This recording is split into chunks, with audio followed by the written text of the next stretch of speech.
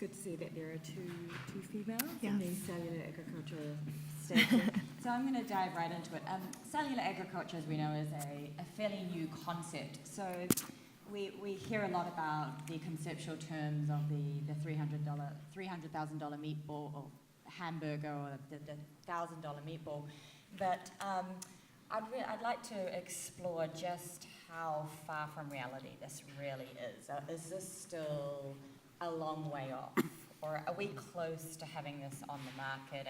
And what are the kind of the hurdles that we're going to need to overcome to get cellular agriculture to a point that it's on our supermarket shelves, that it's on our dinner plates in the near future?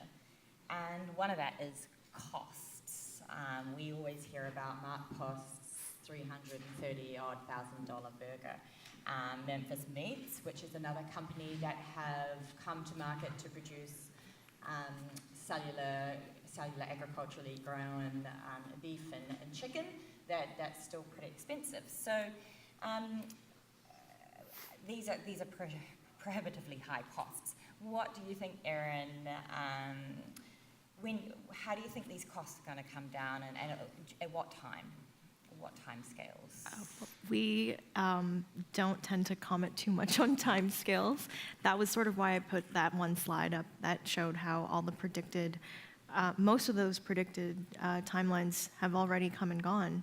And I think it's impossible to, from my perspective, our perspective, it seems very difficult to predict science. And so I actually don't have an answer to that. But I would imagine, I do think it is possible. I just think, I don't know when exactly a product might end up on the market. Yeah.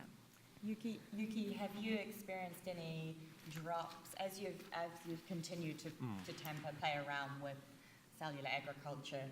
Have you found cost efficiencies? How have you found the reduction of costs? Has it happened? And are you achieving cost efficiencies now as you experiment further? Yeah. So actually, if you look at the if you look at the question, why is it expensive part? It's actually most of the culture medium. The cost is not the actual raw material, but it's all about the medical specification, paperwork, traceability, and all those things. And so what we are trying to do is basically develop food-grade culture medium, that is produced not in so-called so. If that comes out on the market, probably we won't buy it from Sigma Aldrich or those reagent maker, but it will probably come out of Coca-Cola company. And so that's what we are looking for now. But obviously those beverages companies won't produce that overnight. So before that, we are trying to basically formulate that by ourselves, by DIY bio, which is fundamentally cheap, or otherwise people can't do DIY bio. It's too expensive. So culture media, for those of you who are a little bit less well-versed in cellular agriculture, is the soupy broth of nutrients and all those amino acids and those nutrients that the cells need to thrive and to grow. And I've been told, or I'm across the fact that media is a very expensive part right now of producing cellular agriculturally grown fish or meat. What percentage, or is that the highest cost right now, media for Finless Foods? Yes. I think the biggest challenge for the industry is to be able to create products that are cost competitive, or at least comparable to conventional products. And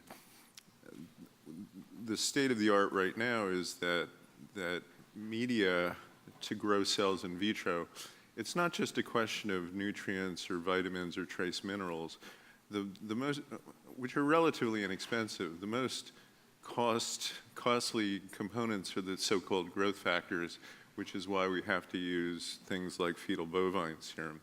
And these are proteins that aren't nutrients, but they're signaling molecules, and the current supply chain is very expensive. And I think that any company that's trying to be profitable in this space, that is maybe the #1 problem on their plate, is how to get away from or substitute for commercial growth factors. And there are a number of strategies to do that, but clearly purchasing growth factors at current market prices is prohibitive to achieving the goal of creating a cost-effective product that people can afford. And I guess this is a question for all of you, and particularly at New Harvest.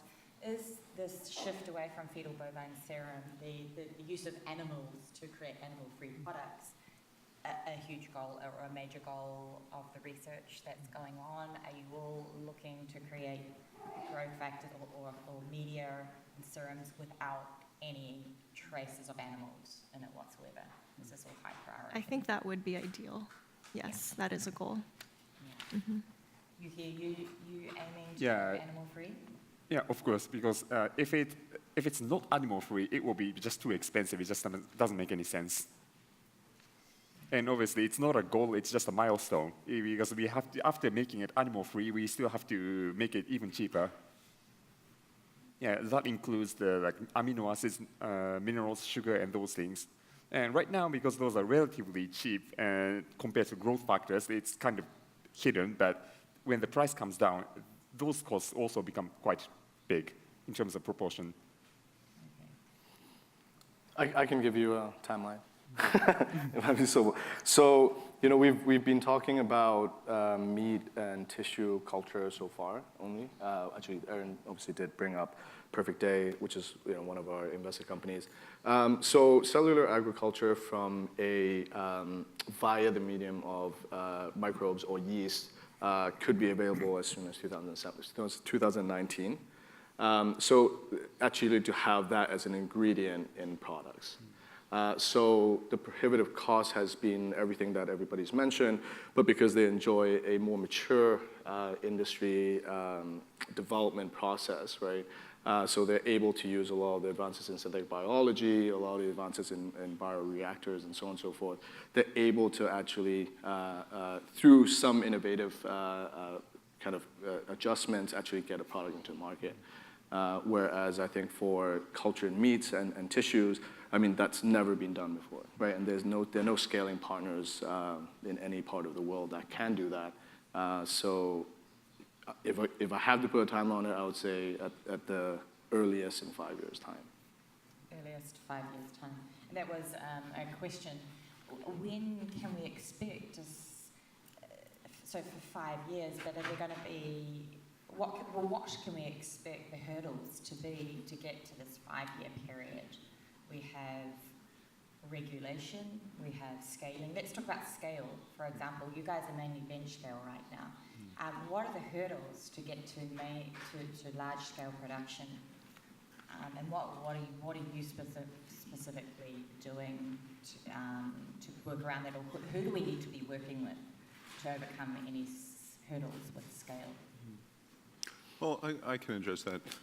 So, there's a fairly mature industry of doing very large-scale animal cell culture at 1,000-liter scales, but it's all within the pharmaceutical industry. And typically, they're not interested in the cells, but they're interested in products that those cells are producing, therapeutic proteins, et cetera. So the knowledge and the infrastructure of how to produce animal cell biomass at 1,000-liter scales is well established, and it's been going on for tens of years.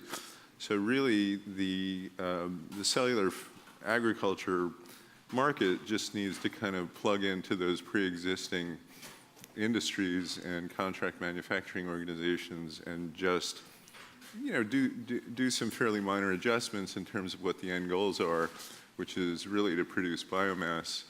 But I don't see any major technological barriers there to quickly adapting existing industrial workflows to food production. It's just people who've been doing pharma stuff just shift over to doing food production. So it's pretty straightforward. Now, having said that, it comes back to cost again, because these industrial bioprocess workflows that serve the pharma industry have enjoy price points that are quite different than the cost containment required for food. So just as the growth factor problem is essentially an economic problem, the adaptation of bioprocess also becomes an economic problem as well. But the technology exists, so that's not the issue. Yeah, I think the three things generally that we see that's preventative to the scaling part of it is the medium cost, which we talked about, scaling partner. I think we do, just playing devil's advocate here, we do have existing pharmaceutical grade bioreactors, but when we're talking 20,000 liter scale, 20,000 liter, 500,000 liter scale, number one, I think that brings in the issue of safety, because obviously for meat and cell culture and tissue culture, because of that complicated medium, a lot of bad bacteria start to develop. And so, for example, one existing method is to do electropolishing, right, within the bioreactor, so that there are no edges and basically no space and surface for these bacteria to form, but that costs $4 million. Right, and so how does bioreactor technology, how does peripheral synthetic biology technology, how does that get to the point where it actually makes sense? It's when there's a product in the market and people are willing to buy it, right? And so when you get to that point, then the cost will come down because you can scale, and then there will be demand for people who are providing tools and bioreactor type of industry, basically for that to exist as a peripheral network. So do you think we'll see cellular agriculture on the market first as a premium, expensive luxury product, accessible only to, I guess, high income earners or just high disposable income earners, and that drops down? Or do you see it sort of launching more as a mass market just to begin with? How do you see it? I know it's all uncharted territory, but how do you see it coming to market? So the strategy we are taking is that the first product out of Integriculture Inc. is probably not food. It will probably come in the form of we use the cultured cell extracts or the ingredients and start with cosmetics, supplements, and those things. And then as we scale, then move into foie gras probably. So that's our strategy. And then after that, general meat. I'm going to take you to eat foie gras later today, just to close the loop on that. So I guess the big elephant in the room, regulation and food regulation. How is cellular agriculture going to be regulated, or how are we going to, what hurdles are there for selling this to consumers for consumption? There are so many. One that became very clear over the years is trust. There is a lack of trust towards producers and just the nature of the industry, and that is something that I think we all need to work on, and that's why we became an organization that values openness and honesty and transparency so much, and probably why I have taken a bit more of a conservative stance in my communication strategy. I'd rather not make promises about things that are possible and overshoot. I'd rather over-deliver than over-promise personally. Yeah, those regulations probably depend on which country you're talking about. As in case of Europe, where the food regulation is quite strong, then in Europe, any food needs to go through 18 months process, which is quite a hurdle. And in case of the US, there's different system, and in Japan also different. In China, where the food market is the biggest, they also have a different system. So the regulatory issue is actually, probably the first question you should ask is probably in which country? Sure. Yeah. Sure, and Bob, I know that here in the States at least, there are, I guess, regulations for terrestrial animals versus, say, bivalves, fish. There there was talk around regulation being easier at the New Harvest Conference if we started with fish and we didn't start with cultured meat. Is this, well, I'll pose this to all of you. Do you think fish would be the first one from a regulatory perspective to be, I guess, would be the most smartest protein to go to market with in terms of paving the way for all the other animal proteins to come through? I wouldn't say that personally, but there was a conversation that indicated that that may be true. And I think that that's because fish is not considered meat as far as the USDA is concerned, I think. So I guess there was some sort of a regulatory pathway outlined in a conversation there that seemed to suggest that maybe fish would be somehow easier than. Yeah, my understanding is that, as you point out, that fish falls under the purview of the FDA, but not under the USDA. So so getting from a purely kind of bureaucratic point of view, eliminating one bureaucracy, having one bureaucracy versus two is a huge advantage. And I wasn't at that talk, but what I understand is that the assertion was that the regulatory landscape for this technology is a bit uncharted, and the lower the bureaucratic burden, the better in terms of advancing. So having a whole government agency, i.e. the USDA, taken out of the loop can only help accelerate the regulatory path. Yeah, and because the regulations don't quite exist yet, they're building the public trust is the most important. Agreed. And that's like one of the things that New Harvest is doing. And our approach is basically make everything open and upload everything online. Sure, that was the next question, public trust, the ick factor of lab-grown meat. You know, we hear Franken meat, lab-grown meat, synthetic meat. All ours going to plan, regulation, scale, meeting it on cost competitiveness. Are consumers going to really want to eat this stuff? That's up to the consumer to decide. It's really not up to us, and I think we have to accept that, you know, and I think that we haven't even talked about taste at all today, I don't think, and that's probably because there's not that many people that have even tried the prototypes, and the prototypes that's not an end product for a consumer. That's a proof of concept. So there's so many things that are going to have to be considered along the way, and that they are out of our control, for better or for worse. Yeah, I think one of the, just drawing from what Caleb said earlier today, which is, when we look at kind of ag, food tech, we're looking almost at where the paradigm kind of 40, 50 years, 60 years before, where personal computers started coming to the market. The difference, I think, there is that's a new thing, right? This is, a lot of the rhetoric has been, replacement, right? Or it's global hunger, or so on and so forth. But what Yuki brought up, which is, kind of how do you engage it from a consumer's perspective, reminds me of the Minority Report, right? What Tom Cruise is in, where it outlined and presented so many different types of technologies that we actually are developing today.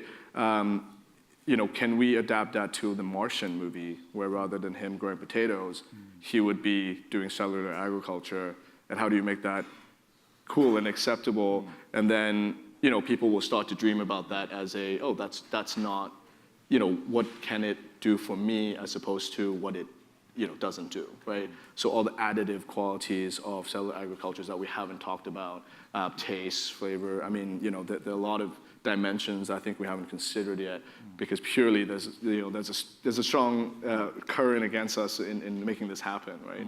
From a technical standpoint. So. And so that is one of the reasons why we have a manga drawing project going on within Shoji Meat project, so that people would understand what the world is going to look like if we have cellular agriculture and cultured meat everywhere. Mm-hmm.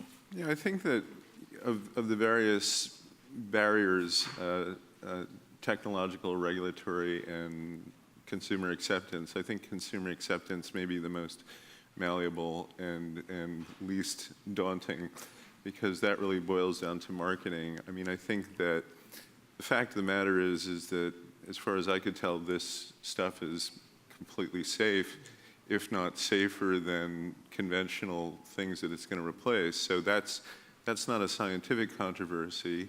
It is a safe product and a healthier or a more safe product, arguably. So the real question is, can that message get traction in the public mind? Yeah, and especially with cellular agriculture, the environmental benefits for a growing population, I think that sell will become increasingly easier as we need to feed more mouths. Do you have any numbers, any of you here, around just how much more efficient cellular agriculture, say, is vis-a-vis animal agriculture or cattle farming? Would you be able to The only numbers I can cite, not right now because I don't have them in the back of my mind, are speculative. So there was a study that was done a few years ago that was just speculating on the environmental impacts, and that seemed to suggest that it would have a much lesser impact on the environment than any other type of animal meat, except possibly for chicken. But again, speculative, so it's just a guess. I'd add to that when it comes to environmental impact, one can think about that in many dimensions. With regards to fish in particular, replacing fish speaks directly to the notion of endangered species. Chicken, pigs, cattle are not endangered. Many fish are. So I think that the entire industry addresses a host of environmental impacts, but fish is unique in the way that it addresses the question of species extinction, specifically because it is a captured, wild-caught process, and that sets it apart from the others. And about the environmental footprint of cultured meat, at the end, when culture medium becomes like, when the environmental footprint of producing culture medium will basically decide the whole economics at the end. But there are a number of strategies to make culture medium production eco-friendly, such as the use of algae is one. Right. We're out of time. Do we have a time for one question or questions? Yeah.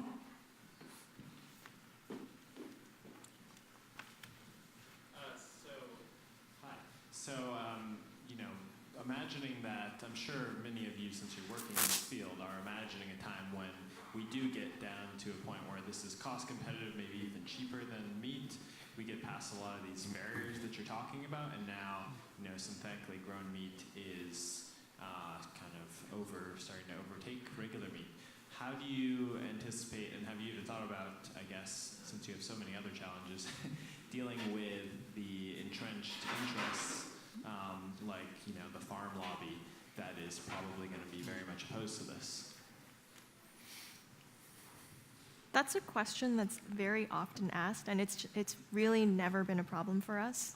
I think having that conversation between the cultured meat producers and the farmers was an important thing that needed to happen. But I don't know. If anything, I've seen more fear and kind of paranoia coming from the advocates of cultured meat. Like, they're like, oh, aren't you afraid that there's going to be some kind of an effort to block this from happening? And there really has been no evidence, from my experience working here, that anyone's trying to shut it down. If anything, they're very interested, they're open-minded, and they're friendly. Especially we see Cargill and Tyson, they're investing in clean meat and plant-based protein. I think I just read something on Twitter the other day saying that Tyson's CEO says the future of meat is clean. And that's really interesting. So, I mean, if, as you say, costs come down and are price competitive or cheaper, it's a business model that serves their interests, right? So at that point, it's a business no-brainer rather than let's shut them down. And I think if you're opening up the knowledge that's being produced and the technology, no one person can own it and take complete control over it. So that could also be a defense from potential attempts like maybe what you're talking about, I think. All right, well, we are running over time, so thank you all for your talks and your input. And yeah, thank you.